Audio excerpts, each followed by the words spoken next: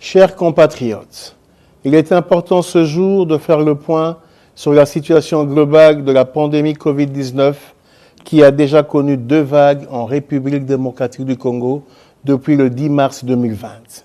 Ces 2 dernières vagues de la pandémie Covid-19 ont été gérées avec succès grâce à l'engagement du gouvernement sous l'impulsion du chef de l'État, son Excellence Félix Antoine Tshisekedi Tshilombo.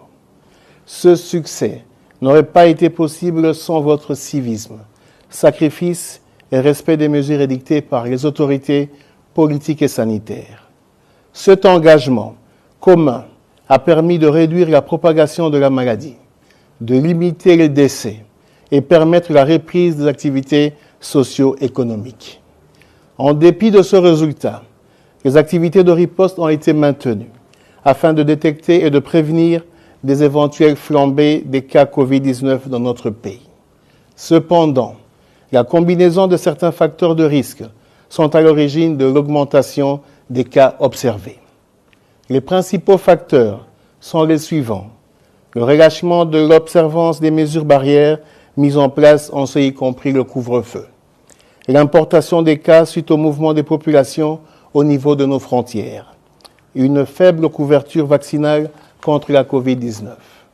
Chers compatriotes, la situation actuelle de la pandémie Covid-19 dans notre pays est très préoccupante.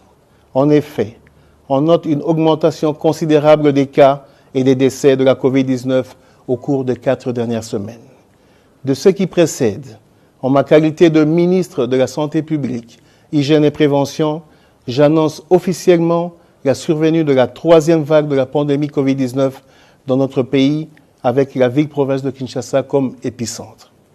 C'est ici l'occasion de rappeler à toute la population de respecter strictement toutes les mesures actuelles et celles qui pourront être prises ultérieurement pour juguler cette crise sanitaire.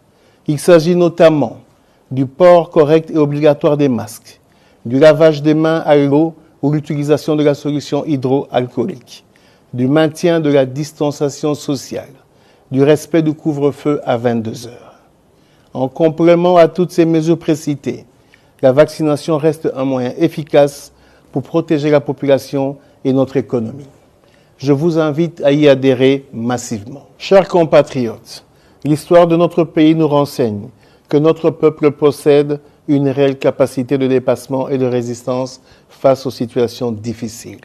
C'est l'occasion pour moi de faire appel à votre sens élevé de civisme, de patriotisme et surtout à votre engagement afin d'observer les recommandations des autorités politiques et sanitaires. Que vive la République démocratique du Congo. Je vous remercie.